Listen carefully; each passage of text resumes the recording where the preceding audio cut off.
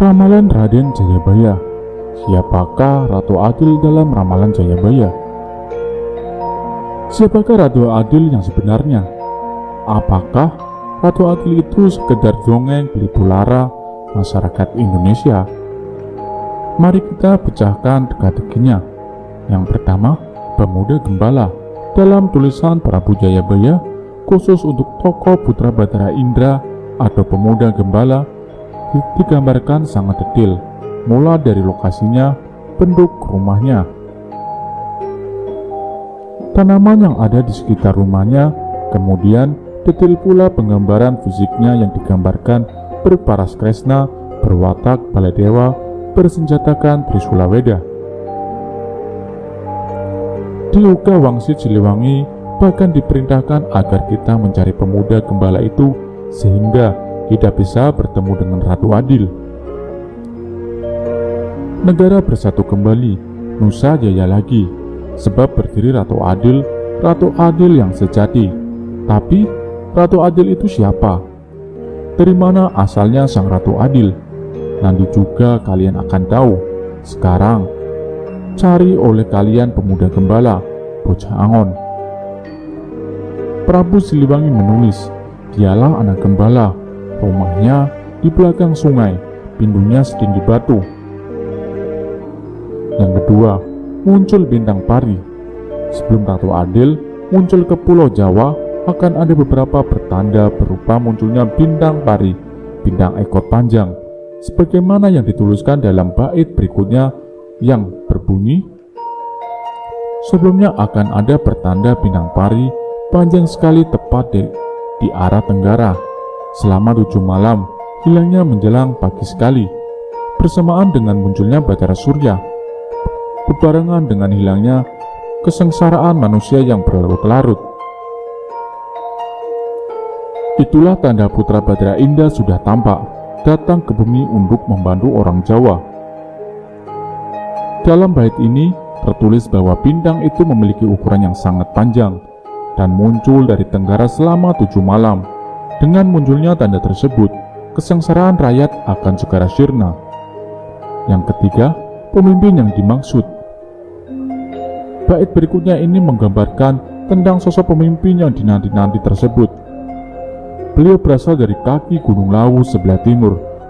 Sebelah timurnya air Bangawan, berumah seperti Raden Gatotkaca, berupa rumah merpati susun 3.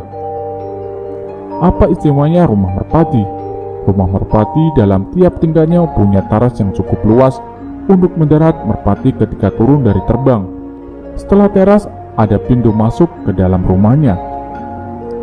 Mungkin kira-kira seperti rumah di bawah ini. Jayabaya menyebutkan seperti rumah Raden Gatotkaca. Jadi, misal Gatotkaca setelah terbang kemudian turun ke rumah di bawah ini, maka dia mendarat di teras lantai atas, kemudian masuk ke dalam rumah lewat pintu itu, seperti burung dara juga. Parasnya hitam seperti Batara Kresna, atau Kresna dalam wayang Jawa dipanggil Jiteng atau si hitam, oleh berkudara karena memang Kresna ini kulitnya hitam.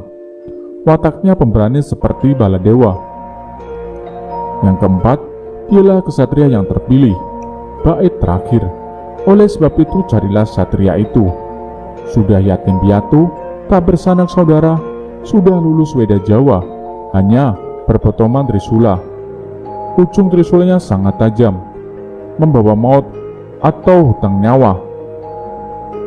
Yang tengah pandang merugikan orang lain, yang kiri dan kanan menolak pencurian dan kejahatan.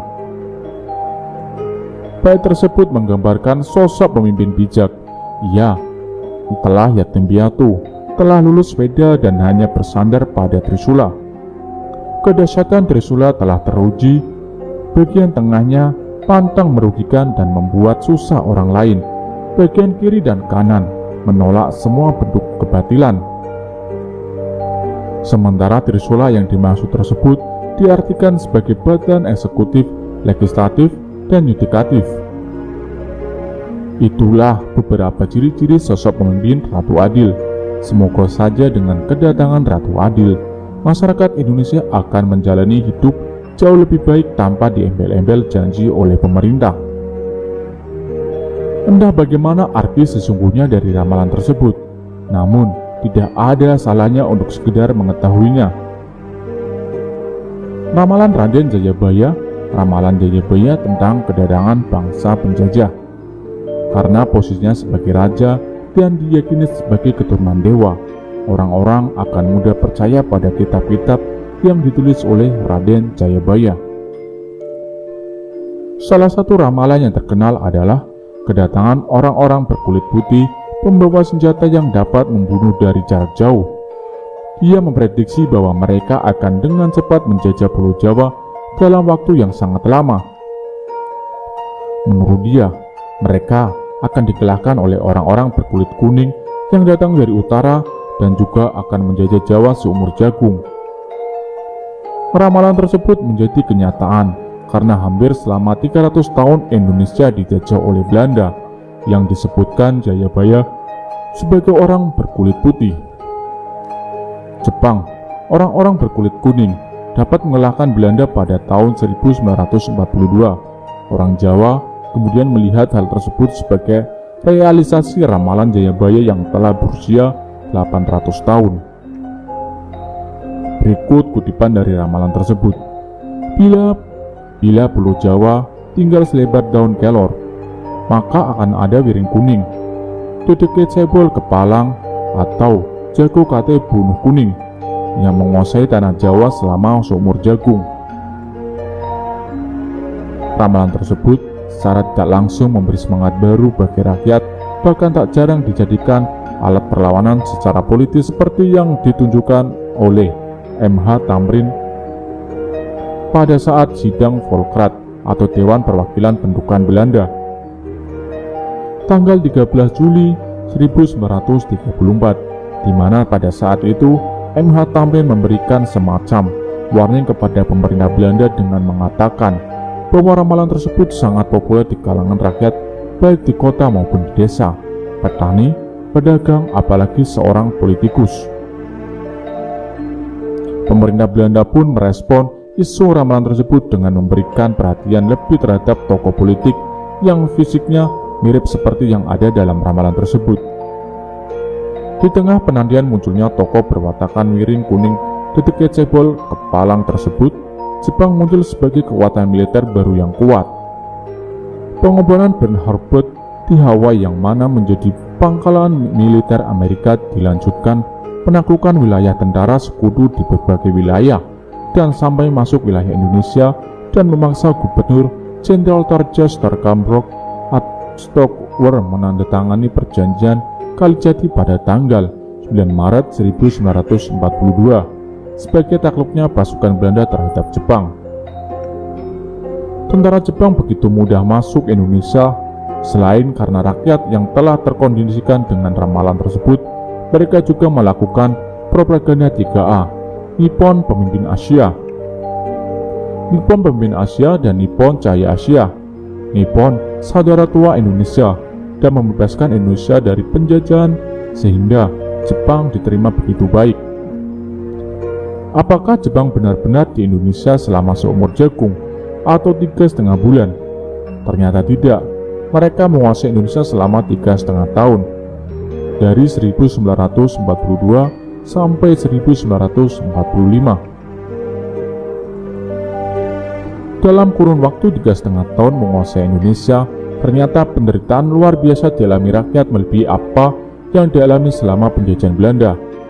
Jepang mengakhiri kekuasaannya setelah dijatuhkan bom atom di Hiroshima dan Nagasaki oleh tentara sekutu,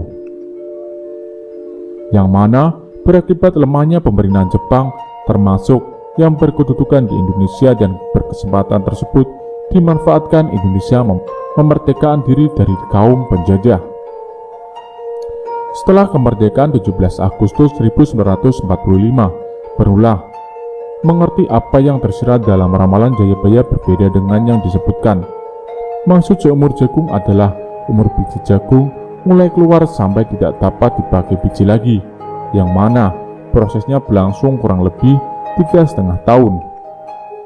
Dalam bait serat Joko Lodang yang lain disebutkan, sangkalane maksi nunggal, zamane pun ning sajroning madya akhir iku sabta ngasirato adil parimarneng basih.